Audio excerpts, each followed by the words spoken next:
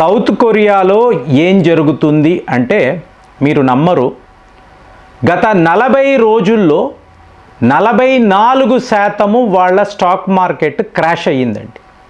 అంటే జూన్ నెల దాకా కూడా ఇక ఎలా స్పెక్యులేట్ చేశారు అంటే సౌత్ కొరియా, తైవాన్ భారత్ను మించిపోయిన మార్కెట్స్గా ఎదుగుతున్నాయి.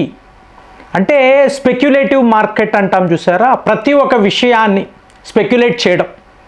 ఇవాళ ప్రపంచమంతా మాట్లాడేది ఏంటండి? Artificial intelligence.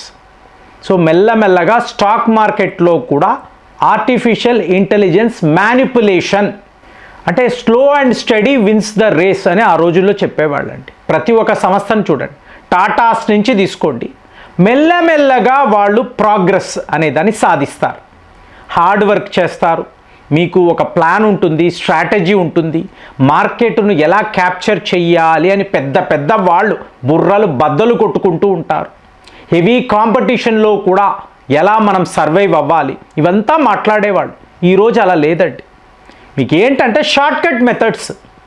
ఏదో ఒక రకంగా కస్టమర్స్ని మీరు మ్యానిపులేట్ చేయండి. ఈ హార్డ్ వర్క్ అనేది మనకు అవసరం లేదు. అంటే ఏంటి? ఇప్పుడు మిత్రుడు ఉన్నాడండి, ఒక ఓటీపీ చెప్పు అన్నారు, చెప్పాడు. తరువాత ఆ వ్యక్తి ఫోన్ చేసి ఎవరు అడిగితే వాళ్ళకి ఓటీపీ చెప్తావా?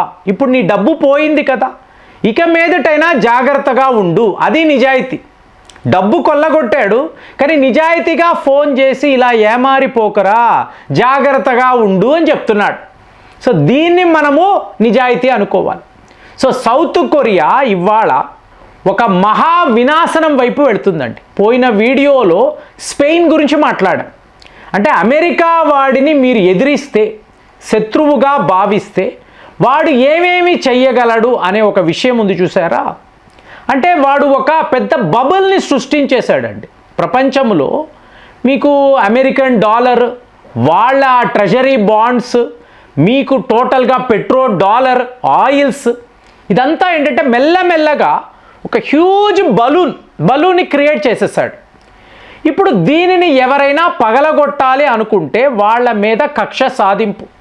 సో స్పెయిన్ వాళ్ళు అమెరికాను ఆగండి అన్న దానికి మొరోకో నుంచి ఇంతంత మంది పాపులేషన్.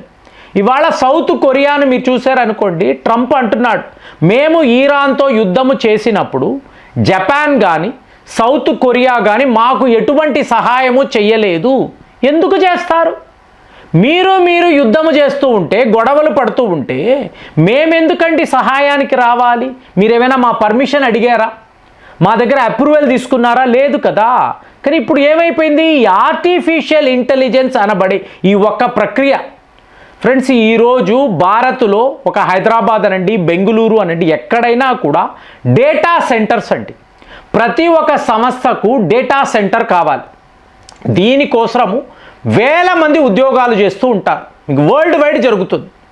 సో ఇప్పుడు డేటా సెంటర్స్ రన్ అవ్వాలి అనుకోండి, ఇప్పుడు ఎన్విడా అంటారు కదా, చాలా పెద్ద సంస్థ.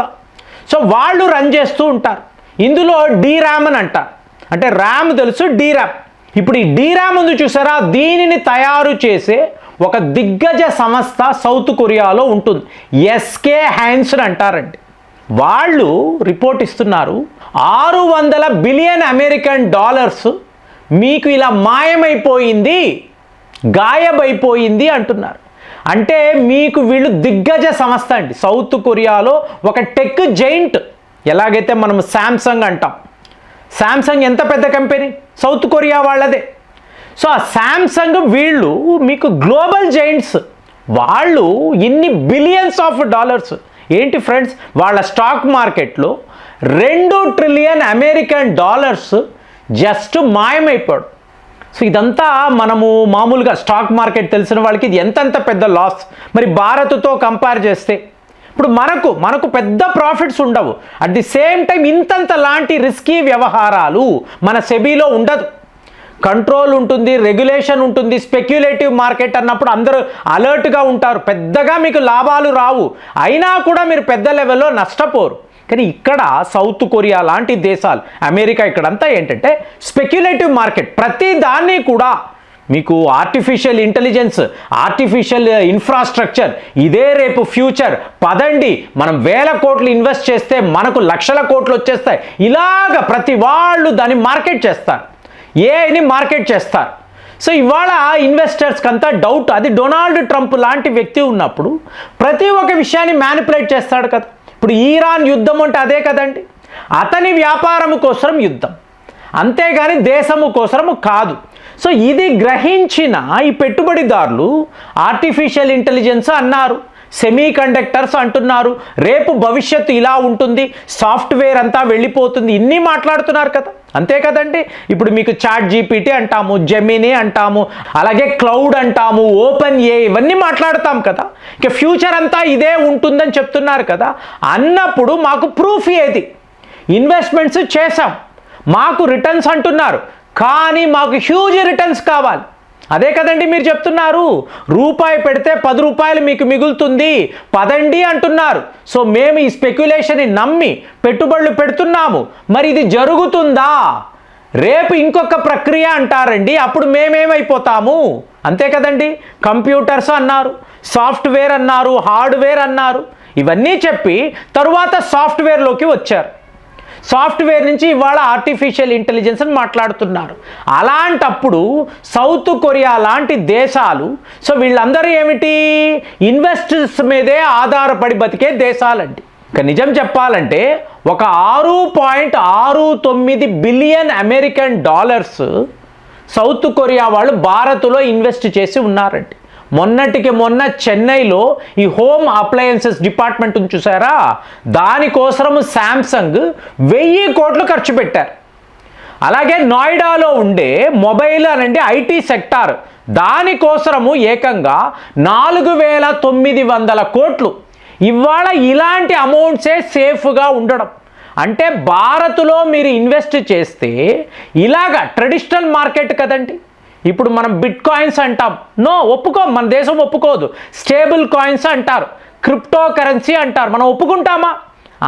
ఏముందండి ఈ దేశం దేన్ని కూడా, ఈ మోదీలు వీళ్ళు దేన్ని ఒప్పుకోరు, ఎప్పుడు పాత చింతకాయ పచ్చడిలాగే ఆలోచిస్తారు. ఇది కదా అందరూ అంటున్నారు. మరి ఇవాళ పరిస్థితి ఏంటి? సౌత్ కొరియా పరిస్థితి ఏంటి? సో రేపు జపాన్, వీళ్ళందరూ కూడా, యూరోప్లో అయితే ఇదే పరిస్థితి అండి. ఒక్క జర్మనీని విడిచిపెడితే ఇప్పుడు ఎలా చెప్తున్నారు, జర్మనీలో ఒక కారు మీరు తీసుకెళ్ళి అమెరికాలో మ్యానుఫ్యాక్చర్ చేశారనుకోండి, చవక పడుతుంది. జర్మనీలో అంత కాస్ట్లీ. అంటే ఒక గ్లోబల్ క్రైసిస్ వైపు ఈ ప్రపంచం వెళుతుంది. దీనికి ఆధారం ఏమిటి? Artificial intelligence. లేనిది ఉన్నట్టు ఒక మాయను సృష్టించి దీన్ని స్టాక్ మార్కెట్లోకి తీసుకువచ్చి మీకు స్పెక్యులేట్ చేసి హై రిటర్న్స్ ఉంటాయని చెప్పి చిన్నా చితకా ఇన్వెస్టర్స్, ఒక స్మాల్ ఇన్వెస్టర్ అండి ఆత్మహత్య చేసుకోవడానికి వెళ్ళాడు సౌత్ కొరియాలో. అపార్ట్మెంట్ ఫండ్స్ అంతా పోయాయి, నా సేవింగ్స్ అంతా తీసుకువెళ్ళి మార్కెట్లో పెట్టాను, టోటల్గా లాస్ అయిపోయాను, ఇప్పుడు నా జీవితం ఏంటి, నా ఫ్యామిలీ ఏంటి, మరణమే నాకు శరణు అని చెప్పి అతను ఒక పెద్ద లెవెల్లో ఒక రిపోర్ట్ రాసి మీరు పత్రికల్లో చూడొచ్చు. ఏంటి ఇక్కడెక్కడో రైతులు ఆత్మహత్యలు చేసుకుంటారు, ఇవన్నీ మాట్లాడతాం కదా. ఆ లెవెల్లో సౌత్ కొరియాలో ఒక స్మాల్ స్కేల్ ఇన్వెస్టర్ ఇదే మాట్లాడుతున్నాడు. నాకు ఇంకా గతే లేదు, నేను బతకనే లేను, టోటల్ మార్కెట్ క్రాష్ అయిపోయింది, ఈ బలూన్ పేలిపోయింది, ఇప్పుడు మేము ఎలా బతకాలి? ఏంటి మీకు సెమీ కండక్టర్స్లో, మీకు టెక్నాలజీలో ప్రపంచంలో one of the biggest market south Korea. ఇప్పుడు మనం శాంసంగ్ గురించి అన్నాం, మరి కియా కార్లు ఏమిటి, హుండాయ్ కార్లు ఏంటి, ఎల్జీ లాంటి దిగ్గజ సంస్థలు ఉండే దేశము ఈరోజు 44% 40 రోజుల్లో వాళ్ళు పోగొట్టుకున్నారు అంటే సౌత్ కొరియా ఇక సర్వైవ్ అవుతుందా? ఆ దేశం పూర్తిగా మునిగిపోతుందా? ఇన్వెస్టర్స్ అంతా దేశాన్ని విడిచిపెట్టి వెళ్ళిపోతారా? ఈ లెవెల్లో ఇవాళ చర్చలు జరుగుతున్నప్పుడు అంటే ఒక స్ట్రాంగ్ ఎకానమీ మీకు కళ్ళ ముందే కూలిపోవడము మీకేమనిపిస్తుంది? కామెంట్స్లో రాయండి. మళ్ళీ వచ్చే వీడియోలో కలుద్దాం. జై హింద్.